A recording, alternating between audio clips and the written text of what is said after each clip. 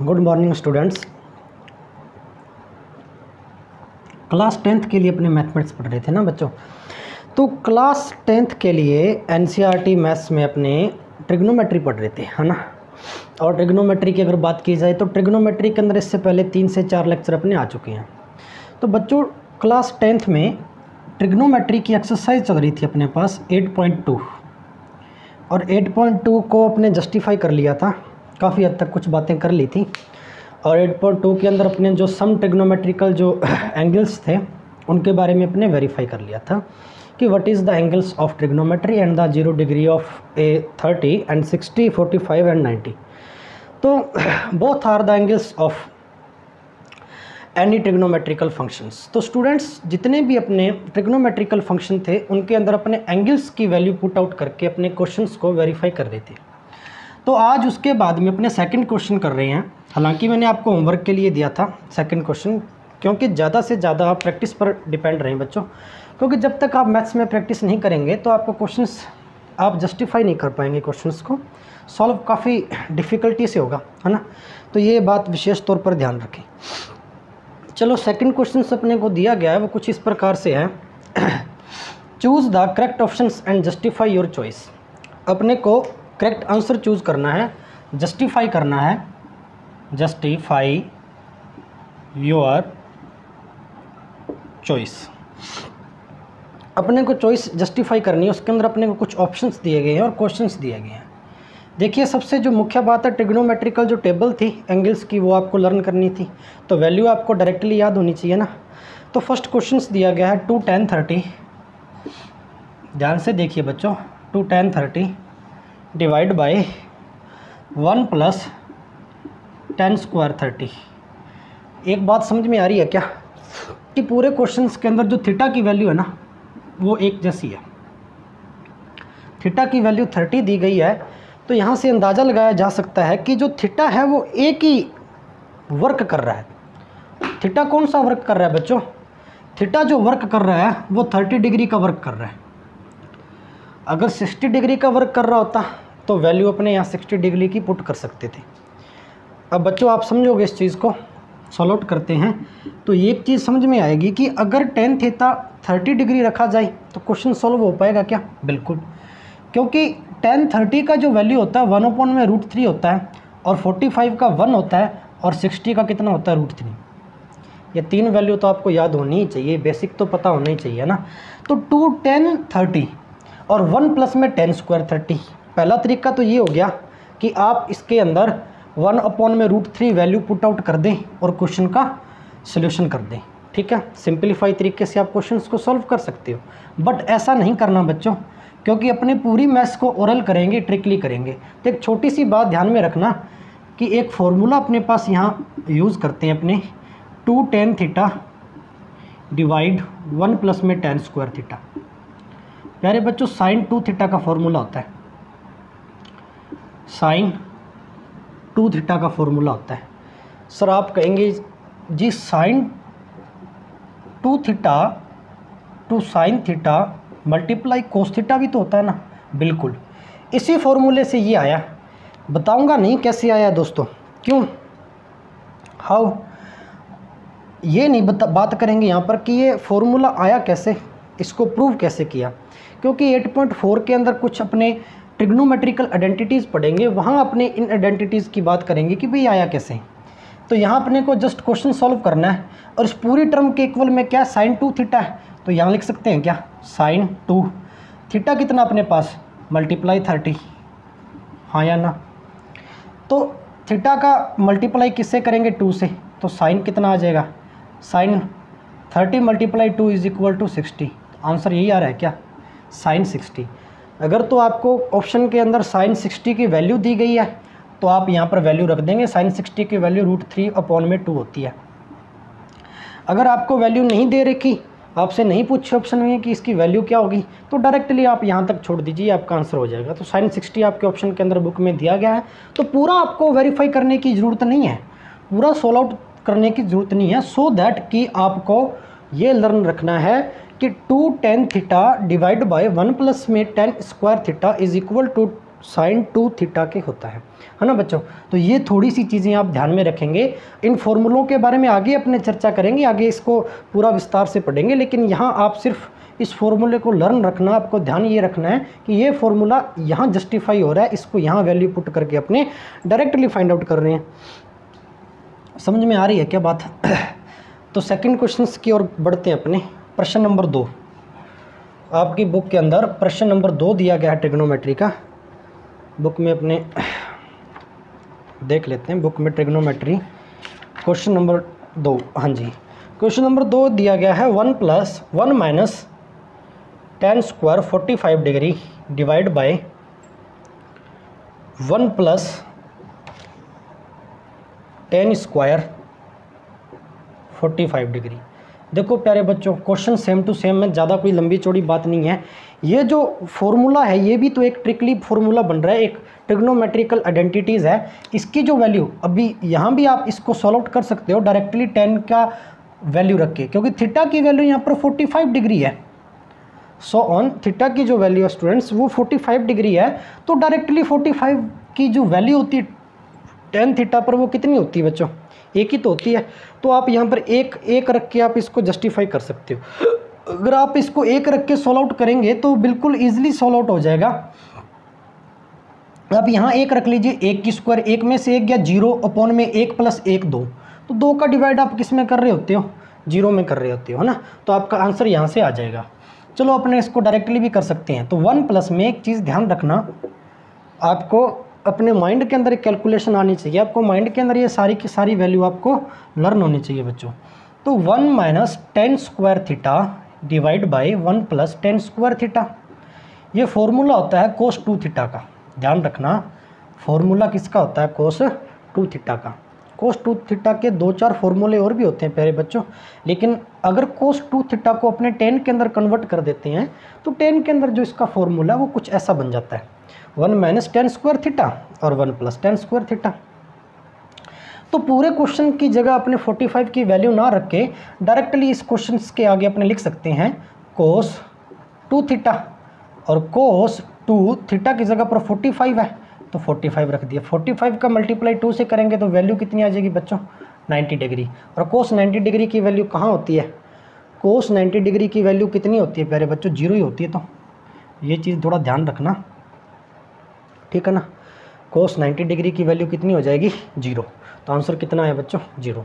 तो ये छोटी छोटी चीज़ें हैं, एज इसको ट्रिकली करना है। एक तो आपको ये आइडेंटिटी यहाँ लर्न करनी है कि 1 - tan square theta divide by 1 + tan square theta is equal to cos 2 theta, and so that 2 tan theta divide by 1 + tan square theta is equal to sin 2 theta.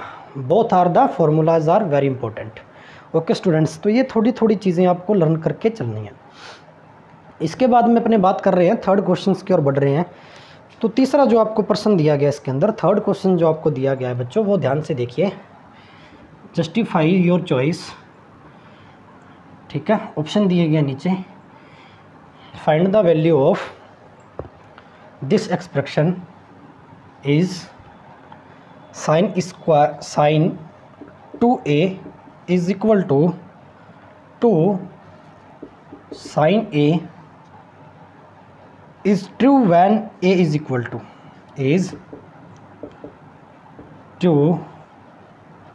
when a is equal to कितना होगा? Third question की बात कर रहे हैं बच्चों। तो थोड़ा ध्यान दें यहाँ पर, वेरी इजी। इसके ऑप्शन दिए गए हैं 0 डिग्री, 30, 45, 60। ऑप्शन कुछ इस प्रकार से दिए गए हैं इसके। 0 डिग्री यहाँ लिख देता हूँ बॉक्स में, ऑप्शन है 0 degree, 30 degree, 45 degree and 60 degree, ये इसके ऑप्शन दिए गए। तो थोड़ा ध्यान दें यहाँ पर, sin 2a is equal to 2 sin a, और वैल्यू किसके इक्वल नहीं फाइंड आउट करनी है? a के इक्वल, ठीक है। कि अगर ये चीज़ अपने पास ट्रू है कि ये दोनों इक्वल ही हैं तो a की वैल्यू क्या होगी? तो a की वैल्यू यहाँ पर क्या रखें बच्चों? ऐसी इन ऑप्शन से भी आप कर सकते हो कि a की वैल्यू यहाँ मैं क्या रखूँ इस a की जगह पर, कि ये दोनों एक दूसरे के इक्वल आ जाएं, क्योंकि ट्रू है ना एक दूसरे के। क्योंकि sin 2a equal to sin a है, तो a की जगह पर अपने ऑप्शन से वैल्यू उठा के देख सकते हो। यहाँ a की जगह पहला ऑप्शन ले लीजिए, 0 है तो 0 रख दो a की जगह पर, पुट कर दो 2 × 0 इज इक्वल टू 2 sin 0, ये लो, क्या इक्वल आ रहा है क्या? 0 का मल्टीप्लाई किसी भी नंबर से कर देते हैं बच्चों, 0 ही आना है। 2 का तो 2 पढ़ा ही है, साइन 0 की वैल्यू क्या होती है 0, 0 का मल्टीप्लाई 2 से करेंगे बच्चों 0, तो 0 इज इक्वल टू 0। क्या ये बिल्कुल राइट है क्या? बिल्कुल राइट है। तो बच्चों दोनों ही टर्म इक्वल आ रही हैं, तो कह सकते हैं क्या कि a की वैल्यू यहाँ पर when a is equal to 0, ठीक है ना। पहली जो इसका मेथड है, जो पहला जो तरीका है वो ये है कि आप डायरेक्टली ऑप्शन की वैल्यू यहाँ पर a की जगह पुट कर दो, थीटा की जगह कोई भी आप इसमें से 30 रख के देख लो, नॉट इज इक्वल टू 0 आएगा, मतलब not is equal to this term sine 2a is equal to 2 sine a। But 0 जैसे अपने यहाँ वैल्यू पुट आउट की तो डायरेक्टली अपने दोनों ही जो चीज़ें हैं वो सेटिस्फाई हो रही हैं। देखो 0 इज इक्वल टू 0 है ना, तो टर्म सेटिस्फाई होनी चाहिए है ना बच्चों। तो when a is equal to 0, बात समझ में आई क्या? दूसरा तरीका आप यहाँ से भी कर सकते हो, अगर आपको थोड़े बहुत ट्रिग्नोमेट्री के फॉर्मूले आपको लर्न है, हालांकि अपने आगे पढ़ेंगे ट्रिग्नोमेट्रिकल आइडेंटिटीज़ पढ़ेंगे, तो वहाँ तो अपने पूरे फार्मूलोज की बात आपको अलग से पढ़ाऊंगा, पूरा सेशन आपके लिए एक फार्मूले का रखेंगे अलग से कि भाई ये कैसे आया, रटना नहीं है, समझना चीज़ों को ना भी कैसे फॉर्मूले आए। तो साइन 2a का एक कोस के अंदर फॉर्मूला आता है, एक तो साइन 2a का फॉर्मूला अभी अपने 10 के अंदर पढ़ा था, जस्ट इसके फर्स्ट वाले क्वेश्चन के अंदर, जस्ट इसके जो सेकंड क्वेश्चन पढ़ा था ना वहाँ। तो यहाँ साइन 2a का फॉर्मूला होता है 2 sine a cos a is equal to 2 sine a। किसी भी क्वेश्चन को करने के तरीके कितने भी हो सकते हैं बच्चों, लेकिन आंसर कभी नहीं बदलता, आंसर वही आना है। तो a की वैल्यू फाइंड आउट करनी है। यहाँ क्या पड़ा अपने पास 2 साइन a, इसके मल्टीप्लाई में इसको इधर भेज दें, sine a is equal to 2 sine a, यहाँ भेजेंगे 2 साइन a से 2 साइन a कट जाएगा, डिवाइड में भेजेंगे, एक जैसा नंबर है, कट गया तो यहाँ कितना बच गया प्यारे बच्चों 1। तो अपने तो a की वैल्यू चाहिए, तो a is equal to cos, इसके मल्टीप्लाई में इधर भेजेंगे cos inverse power -1 1, cos inverse 1 means cos 1 की वैल्यू कितनी डिग्री पर होती है बच्चों? कोस 1 की वैल्यू टेबल में पढ़ा हुआ, कोस 1 की वैल्यू कितनी डिग्री पर होती है? कोस 1 इज इक्वल टू 0, आंसर 0 ही आया ना बच्चों, तो 0 डिग्री पर होती है जस्ट, है ना। तो इससे पहले वाले तरीके के अंदर भी अपना आंसर 0 आ रहा था और इस तरीके के अंदर भी आंसर 0 आ रहा है। तो बच्चे तरीके बदलने से कभी आंसर नहीं बदलते, आंसर वही आना है। आप कितने भी मेथड से क्वेश्चंस को कर सकते हो, हाँ या ना। अभी अपने कर रहे हैं इसके बाद में नेक्स्ट क्वेश्चन, फोर्थ क्वेश्चन बच्चों, 8.2 का फोर्थ क्वेश्चन देखिए। 8.2 के सेकंड क्वेश्चन का फोर्थ पार्ट, सेकंड क्वेश्चन का फोर्थ पार्ट देखिए बच्चों। फोर्थ पार्ट जो है अपना 2 tan 30 divide by 1 minus 10 square 30। बच्चों ये आप इसको पूरा फुल फॉर्म के रूप में कर सकते हो, पूरा विस्तार से कर सकते हो, इसको लेंथी भी कर सकते हो, बट ये इसका ट्रिकली भी कर सकते हो आप, ठीक है ना। 2 tan 30, थीटा की वैल्यू बच्चों कितनी है यहाँ पर? Theta is equal to so on, theta is equal to 30 degree. अगर थीटा की वैल्यू 30 डिग्री है तो बच्चों थीटा की वैल्यू यहाँ पुट आउट कर सकते हैं क्या? सर बिल्कुल कर सकते हैं। और साइन 10 की अगर अपने वेरिएबल जो 10 के अंदर है, तो tan 30 का वैल्यू, tan 30 डिग्री का वैल्यू अभी बताया था जस्ट 1/√3 होता है क्या? बिल्कुल होता है सर। तो रख सकते हैं क्या? पुट आउट कर दो वैल्यू, मल्टीप्लाई tan 30 की value 1/√3 divide by 1 minus 10 square है। तो किसी भी रूट वाले नंबर का, यहाँ समझा देता हूँ, किसी भी रूट वाले नंबर का 1/√3 का अगर अपने होल स्क्वायर करेंगे तो 1 की स्क्वायर तो 1 ही आनी है, √3 की स्क्वायर कितनी आएगी 3, क्योंकि स्क्वायर से क्या कट जाएगा अंडर रूट, तो 1/3 आ जाएगा बच्चों। बात समझ में आई क्या? सर बिल्कुल आई।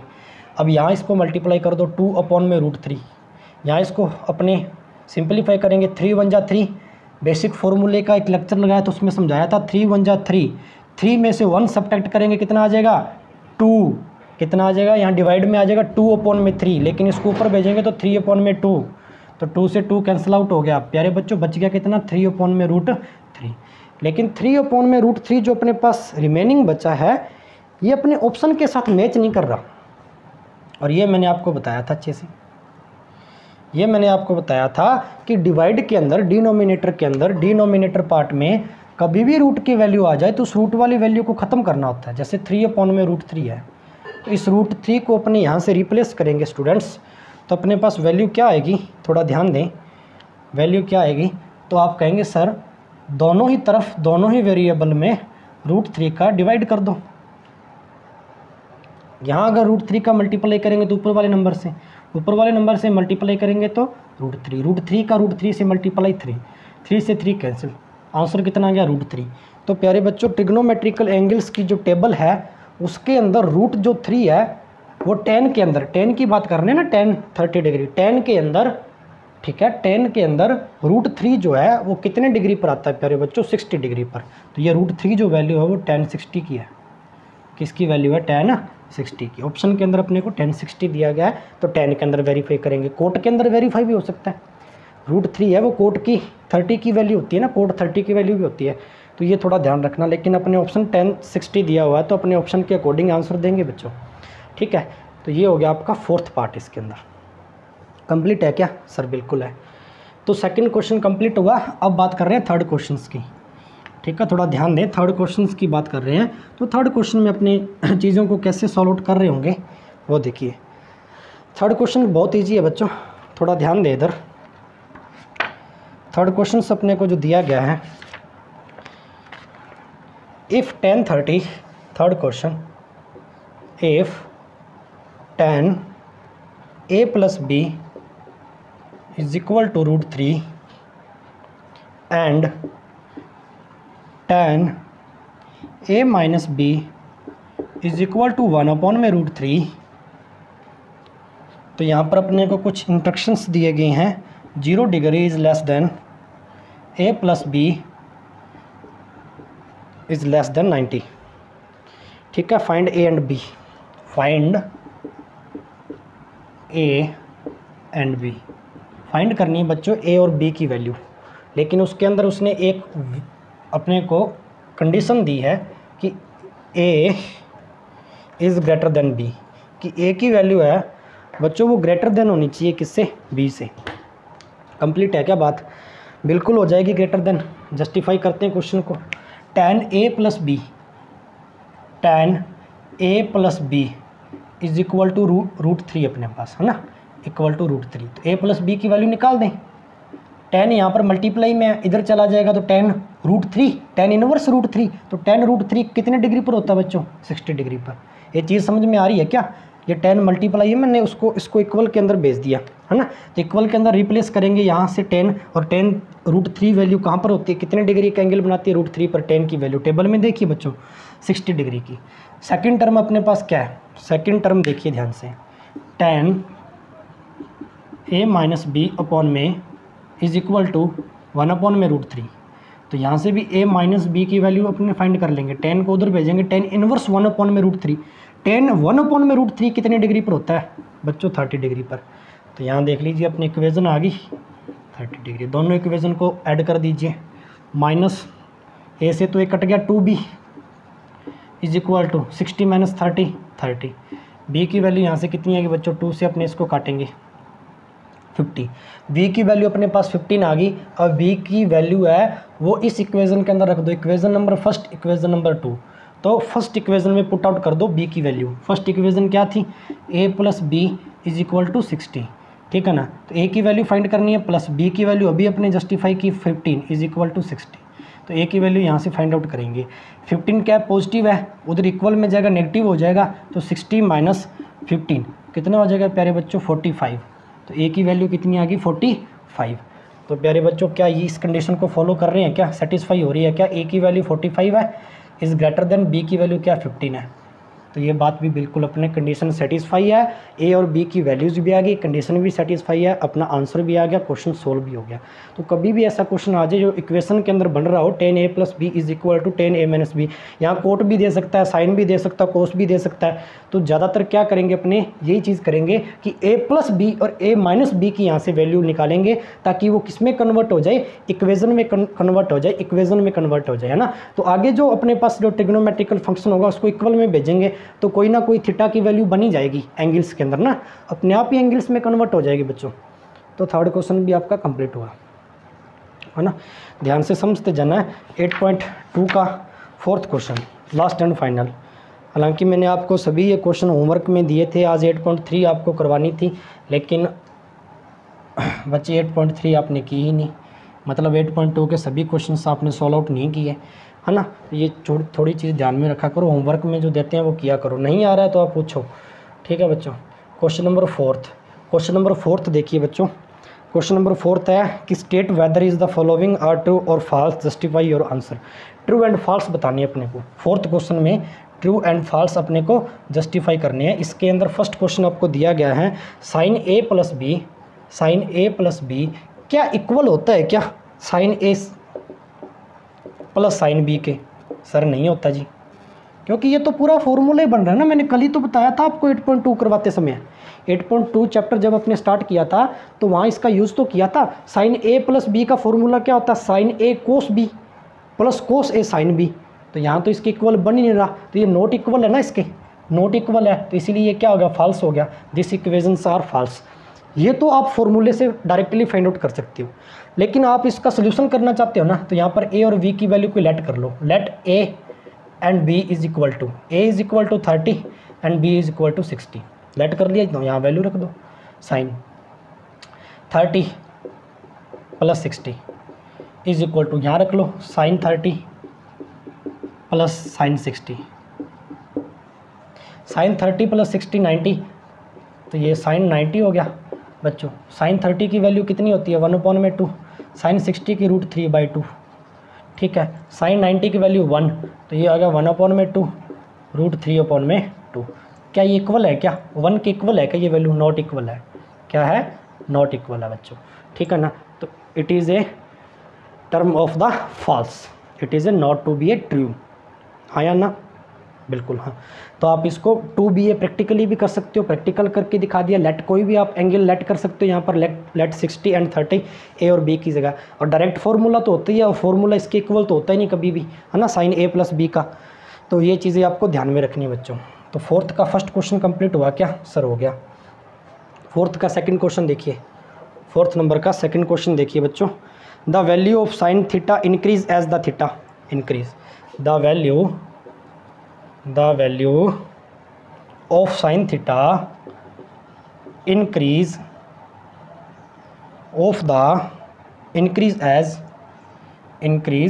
as theta increase. क्या साइन थीटा की वैल्यू, इसमें जो थीटा है उसकी जो वैल्यू है वो 0 डिग्री से 90 डिग्री तक क्या इंक्रीज़ होती है क्या? बिल्कुल होती है सर, बढ़ती जाती है, इंक्रीज़ होती जाती है। देख लीजिए, साइन 0 पर, साइन 30 पर, साइन 45 पर, साइन 60 पर, साइन 90 पर। टेबल में देख सकते हो 0 पर वैल्यू कितनी होगी? 0, 30 पर 1/2, 45 पर 1/√2, 60 पर √3/2 और 90 पर 1। तो प्यारे बच्चों, साइन की वैल्यू ये साइन थीटा की वैल्यू है। तो साइन थीटा की वैल्यू देखो इंक्रीज़ तो हो रही है। 0 है, 1/2, थोड़ा सा इससे इंक्रीज़ हो गया, ठीक है ना, थोड़ा सा इससे बिगेस्ट नंबर है।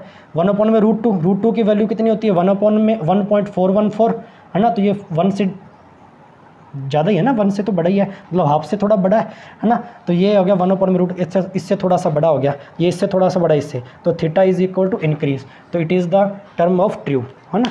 ये थोड़ी थोड़ी बातें आपको ट्रिग्नोमेट्रिकल जो टेबल है ना वहाँ से पता चलती जाएंगी बच्चों ना। तो इसके अंदर अपने बात कर रहे हैं 4th क्वेश्चन का थर्ड क्वेश्चन। तो 4th का थर्ड भी जो दिया गया वो इसी टाइप का है, आप होमवर्क में ले लीजिए। The value of cos theta increase as a theta is equal to increase. तो कोस थीटा की जो वैल्यू है वो थीटा की ओर जैसे जाएंगे, अपने 0 से अपने कोस में 90 की तरफ जाएंगे। अरे बच्चों, 0 से कोस में 90 की तरफ जाएंगे तो क्या थीटा की वैल्यू बढ़ती जाती है क्या? कभी ऐसा नहीं होता, क्योंकि इसके अंदर देखिए साइन की वैल्यू है वो बढ़ती जा रही है। 0, फिर हाफ, 1/√3, √3/2 एंड 1। तो so on cos theta is equal to note a increase 0 degree to 90 degree, that value of the term of is a false, not to be a true, है ना बच्चों। तो ये थोड़ी थोड़ी चीज़ें आपको ध्यान में रखनी। 4th क्वेश्चन का 4th part, sine theta is equal to cos theta for all value of theta.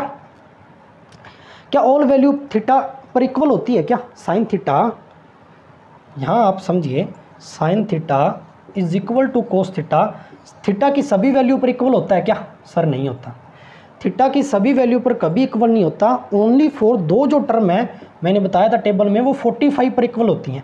तो साइन 45 का वैल्यू 1/√2 एंड कोस 42 की वैल्यू 45 की वैल्यू 1/√2। तो ये 45 पर ही इक्वल होंगी, लेकिन सभी ट्रिग्नोमेट्रिकल जो एंगल्स हैं उस पर इक्वल नहीं होंगी।